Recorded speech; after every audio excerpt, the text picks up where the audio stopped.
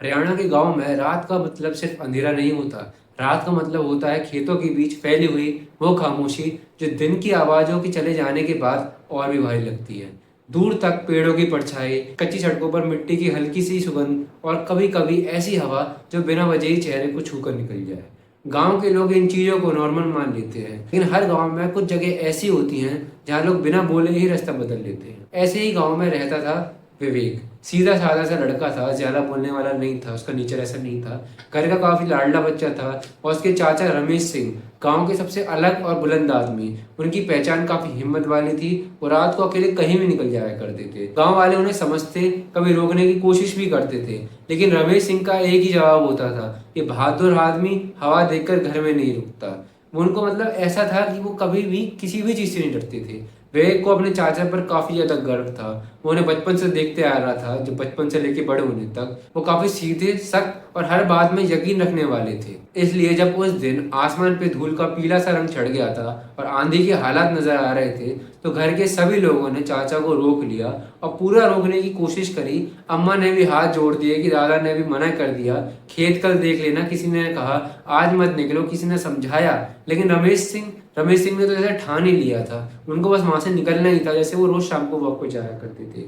उन्होंने विवेक की तरफ देखा और उससे भी साथ लेने को कहा, लेकिन विवेक पहले ही मना करता रहा। उसने बिल्कुल मना कर दिया कि बाबा चाचा मुझ पे नहीं जाया जाएगा। उसके चाचा कहते हैं कि डर को बैठने से आदमी छोटा हो जाता है। उन्होंने बस इतना सा कहा और विवेक, जिसे लगता था कि चाचा के साथ जाने में उसका कोई नुकसान नहीं होगा, उनके साथ वो चल दिया। रात का समय था और काफी ज्यादा आंधी आ रही थी।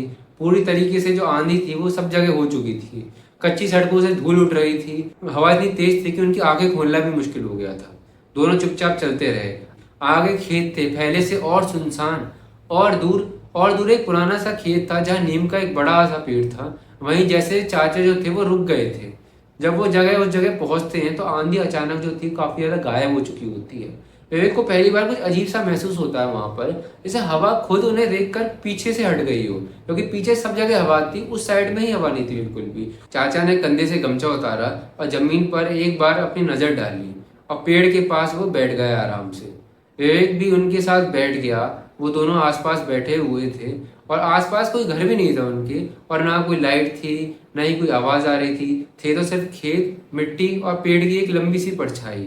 थोड़ी देर बाद रमेश सिंह वहां से उठते हैं और वो बोलते हैं कि मैं थोड़ी देर में आता हूँ विवेक, तुम्हें अब तक यहीं पे रुकना है। उन्होंने विवेक को पेड़ के नीचे ही रुकने को कहा। विवेक ने हाँ में सर हिला दिया कि ठीक है चाचा जी। चाचा कुछ कदम ही दूर गए थे और अंधेरे में उनका साया जो था वो धीरे धीरे गायब होता जा रहा था। विवेक अकेला बैठा था उसी पेड़ के नीचे। पहले कुछ सेकंड कुछ नहीं हुआ, आराम से वो बैठा था। फिर उसे लगा जैसे पेड़ के पत्तों के बीच से कोई उसे देख रहा है। उसने उस तरफ देखा, लेकिन उसको कुछ नजर नहीं आया। फिर हवा के बिल्कुल बंद होते ही एक हल्की सी आवाज उसके कान में पड़ी, और वो था उसका नाम, और वो भी बहुत धीरे से, जैसे कोई उसे दूर से नहीं बल्कि बिल्कुल पास से बुला रहा हो। विवेक ने अपना सिर उठाया और चाचा की आवाज ही लग रही थी उसको बिल्कुल। वो खड़ा भी नहीं हुआ वहां से, बस ध्यान से सुनने लगा। आवाज फिर आई, इस बार थोड़ा और साफ। विवेक ने सोचा शायद चाचा उसी तरफ से बुला रहे हों। तब तक आवाज उसकी दूसरी तरफ से आ रही थी। विवेक का एक पल दिल रुक गया। उसने कहा दो जगह से आवाज कैसे आ रही है। उसने पलट कर देखा, अंधेरे में एक शख्स खड़ा था, और वो शख्स था रमेश सिंह। वही चेहरा, वही कपड़े, वही आवाज, हर एकदम उसके चाचा जैसा। लेकिन कुछ था जो ठीक नहीं था। उनकी आंखों में वो जान, मतलब एक वो पहचानने वाली चीज नहीं थी, गर्माहट नहीं थी। उनके बोलने का तरीका भी बदला बदला सा लग रहा था, जैसे आवाज कुछ अलग ही हो। विवेक ने जब पहली बार चाचा देखे अपने, तो उनको थोड़ा सा डर लगा। वो शख्स सीधा पेड़ के पास बैठ गया। उसकी नजर विवेक पर ही थी, ऐसे जैसे वो आदमी नहीं शिकार हो।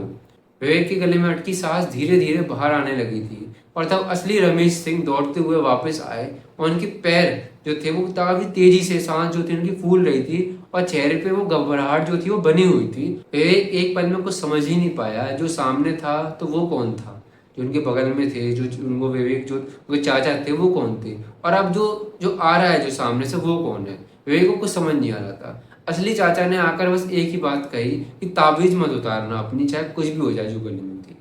विवेक ने तुरंत अपनी गर्दन की तरफ हाथ बढ़ाया और उसने देखा कि वहां पर एक पुराना सी ताबीज है, जो उसकी माँ ने उसको बचपन में पहनाई थी। कपड़े और धागे में बंधी हुई ताबीज थोड़ा घिस चुकी थी, लेकिन अभी भी थोड़ी सी मजबूत थी। उसने पूछा कि ये बात पहले क्यों नहीं बताई। चाचा ने बस इतना सा कहा कि उसे उन्हें अभी याद आया। ये सुनते ही विवेक को थोड़ा एहसास हुआ कि चाचा भी घबराए हुए थे। उनकी आवाज़ में पहली बार वो शक्ति नहीं थी, केवल एक सिर्फ मजबूरी सी थी। तब उसने पीछे से फिर से वो आवाज़ सुनी जो उसको पहले आ रही थी, इस बार बिल्कुल अपने नाम के साथ, विवेक। और उसके बाद उसने एक और लाइन सुनी सुनी जो कि उसका जो शक था वो यकीन में बदल दिया। वो आवाज़ थी कि ताबीज़ उतार दे विवेक। विवेक का पूरा जो बदन था वो सुन पड़ गया था। उसने धीरे से मुड़कर देखा। अंधेरे में जो पहले चाचा बनकर बैठे थे वो अब थोड़ा बदल चुके थे। उनका जो चेहरा था काफ़ी लंबा सा, काफ़ी अजीब सा। उनकी आंखें और गहरी और काले गड्ढे में धस गई थी।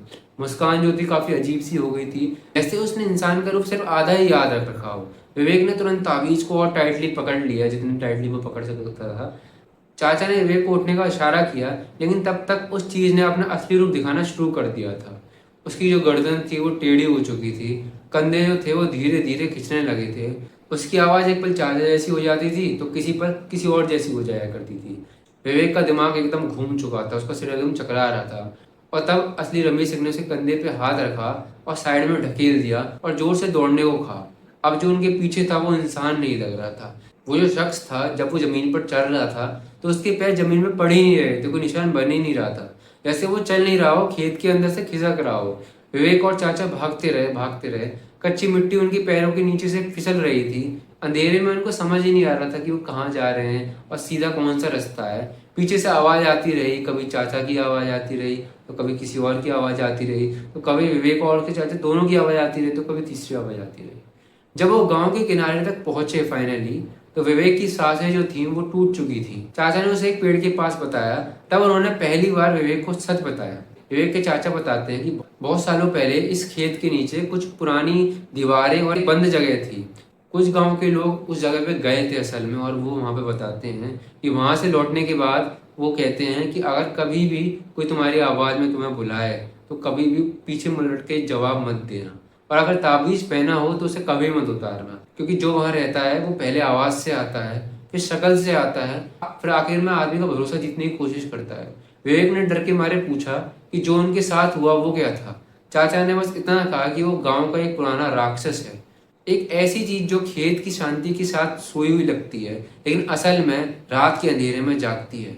वो इंसान की रूह से नहीं बल्कि उसके भरोसे के साथ खेलती है। इसलिए वो कभी सीधा सीधा या सामने नहीं आता, पहले अपने पहचान के जरिए अंदर आती है, और वो चीज़ एकदम से डायरेक्ट नहीं आती बल्कि उसके किसी अपने की आवाज़ में बन के आती है, उनका भरोसा जीतने की कोशिश करती है। विवेक इन सबको सुन के उस रात बिल्कुल खामोश हो गया था, और उसके लिए सबसे भयानक बात ये नहीं थी कि उसने एक राक्षस देखा। सबसे भयानक बात ये थी कि उसने सबसे पहले उसको अपना चाचा समझा। सुबह जब वो वापस घर आए, गांव में सब नॉर्मल था, जैसे रात को कुछ हुआ ही नहीं। लेकिन विवेक के लिए सब बदल चुका था।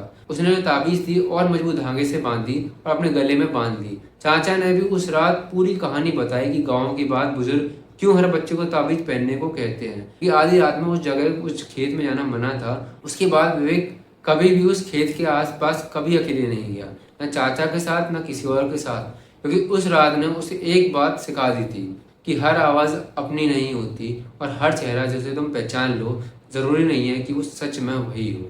आज भी उस गांव में जब आंधी चलती है तो लोग दरवाजे बंद कर लेते हैं, चूल्हा धीमा कर देते हैं, और बच्चों को गांव के पुराने जो खेत होते हैं उनकी तरफ जाने से ही रोक देते हैं, क्योंकि कुछ चीज़ें कभी ख़त्म नहीं होती। और विवेक आज भी जब उस रात की बात को करता है या फिर सोचता है तो बस एक ही लाइन कहता है कि अगर रात को खेत से तुम्हें अपनी आवाज़ सुनाई दे तो कभी जवाब मत देना।